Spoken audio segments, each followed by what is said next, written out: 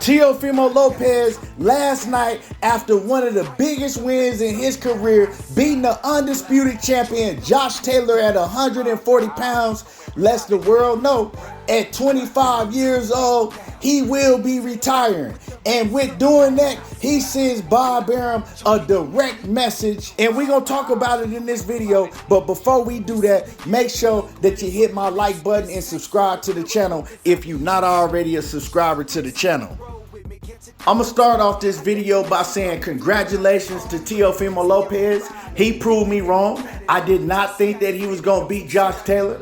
I don't have no excuses for Josh Taylor. Teo went out there and he did his thing. You know, he showed everybody that he does still have it. He did it with skills. And, you know, he looked great out there last night. Shocked me and surprised me because I didn't think that we was going to see the old Teofimo Lopez that everybody fell in love with. I didn't think we was going to see that fighter again. But now, you know, he proved everybody wrong. He proved a lot. I'm not going to say everybody wrong, but he proved me and a lot of naysayers wrong. So congratulations to Teo. He went out there and did his thing last night and looked tremendous doing it.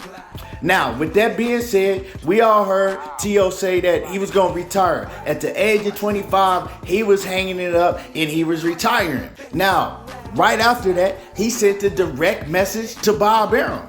And yeah, we're going to talk about that in this video, like I said. But man, Teo, we know that he been going through a lot of things. And when he said that he was going to retire, I think a lot of it was based on emotions. A lot of it was because he feels like that he's not getting treated well by Bob Arum. And like I said, I'm going to play y'all the audio and then we're going to talk about it. But he feels like that Bob Arum is doing him wrong. You know what I'm saying? Lowballing him, not paying him what he should be paid and all of that.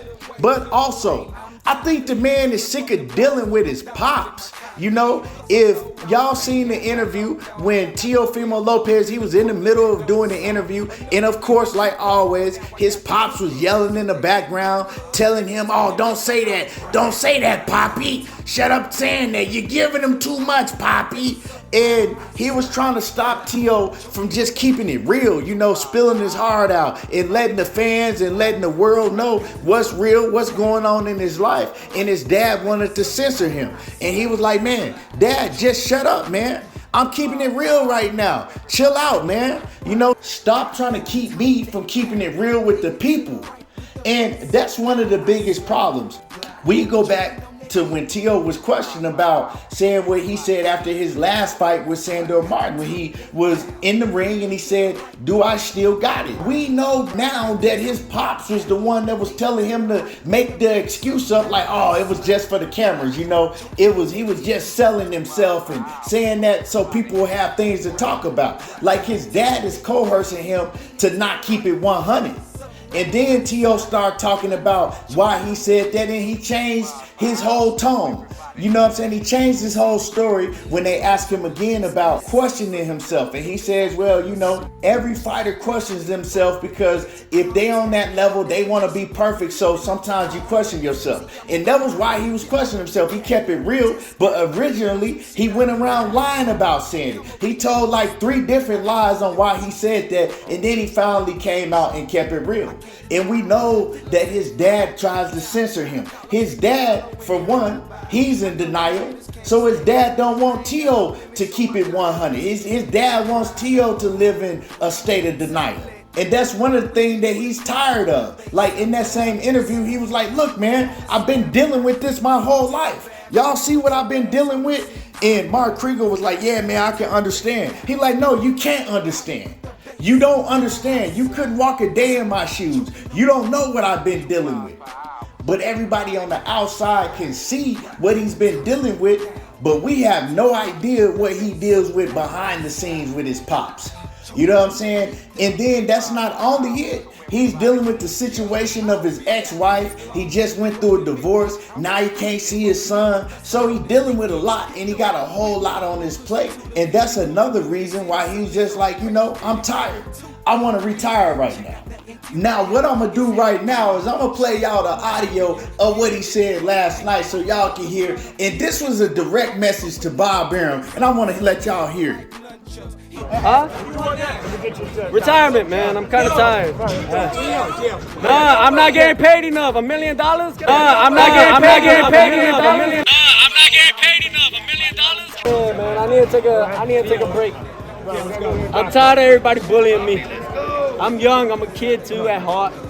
And yeah, I think y'all need to go after the Devin Haney's, Shakurs, and Tyson Furies and all that.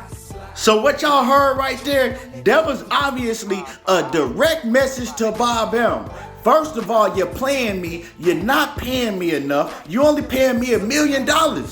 And all these other fighters, they making more than me. Like you're paying Devin Haney more than me, the Tyson Furies, the Shakur Stevensons. And he's let it be known on several occasions that he feels some type of way about that, you know? Back in the day before he re-signed with Top Rank, he was complaining about not getting paid enough way back then. After he fought Vasyl Lomachenko, he was complaining about his pay way back then. Before he fought Vasyl Lomachenko, he was complaining that they was lowballing him in that fight. So my thing is, why would you extend your contract and re-sign a longer contract with Top Rank if way back then you was complaining about not being paid enough? And then fast forward 3 years later, you saying that they still only paying you $1 million and they not even having your fights in the big stadium in MSG. They having you in the little one, the Hulu Theater, and you was complaining about that also. Now, I did hear that they did break the gate for the Hulu Theater, you know, but why wasn't this fight Madison Square Garden? Maybe they don't believe in T.O. like that. Maybe they don't think that T.O. can sell enough to pack out Madison Square Garden Arena. You know, I mean, obviously they don't. And T.O. feels some way about that because he think that he a superstar like Gervonta Davis and Ryan Garcia and all of the rest of them. But Bob Arum don't think so. Well, one thing I do know is Bob Arum know the numbers, you know. So if Arum wasn't comfortable putting him in MSG, well, that means that T.O. is not selling like he wants people to believe. It don't matter how good or how great of a fighter you are. They don't sell tickets. Not today, it really don't, you know. So that really don't matter. If you could be a great fighter, but you might not be able to sell out a stadium. That don't always matter in the sport of boxing now. But as far as him getting paid $1 million, this ain't the first time that Bob Arum has lowballed, you know, a well-known big fighter on his roster. And this ain't gonna be the last time.